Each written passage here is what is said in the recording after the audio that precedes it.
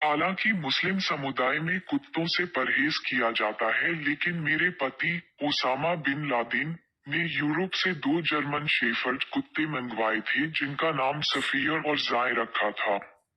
मुझे तब हैरानी हुई थी जब उमर ने मुझे खार्तूम में बताया था कि पिता उन कुत्तों को सहला रहे थे। हैरानी इसलिए थी कि वे तो इस्लाम मानने वाले थे जिसमें मुसलमानों को कुत्तों से दूर रहने को कहा गया है। Growing up Bin Laden, Osama's wife and son take us inside their secret world नाम की किताब में ये लिखा है नजवा बिन लादेन ने। ओसामा बिन लादेन की पहली पत्नी नजवा ने ये किताब अपने बेटे उमर बिन लादेन और लेखक जॉन सेसो के साथ 2015 में लिखी थी, जिसके 17वें चैप्टर में इस बात का जिक्र है कि ओसामा के कुत्तों के प्रति प्यार के बाद क्या हुआ। नजवा ने आगे लिखा है, अफसोस हुआ था जब एक कुत्ते को चुरा लिया गया, लेकिन दूसरे को बड़ी तकलीफ सहनी पड़ी थी क्योंकि उसे कोई रहस्यमयी बीमारी हो गई थी जिससे उसकी एकाएक मौत हो गई।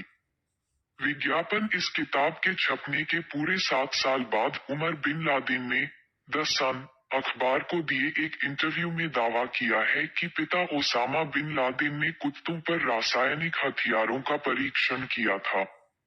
2011 में ओसामा बिन लादेन की पाकिस्तान में एक अमेरिकी सैन्य कार्रवाई में हुई मौत के बाद ऐसी कई रिपोर्ट्स आती रही हैं जिनमें दावा किया गया कि बिन लादेन के सहयोगियों ने रासायनिक हथियारों का परीक्षण किया था।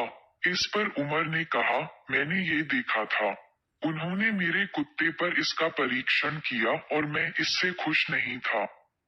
मैं बस उन सब बुरी यादों को भूलना चाहता हूँ। ये मुश्किल है। आप हर समय इससे जूझते हैं। उमर जब अपने पिता और परिवार के साथ अफगानिस्तान में रह रहे थे तब भी उनके पास अपना कुत्ता था जिसका नाम बॉबी था।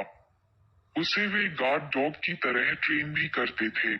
किताब में इस बात का जिक्र है कि उसकी मौत बहुत जल्द हुई, वजह किसी को पता नहीं चली थी।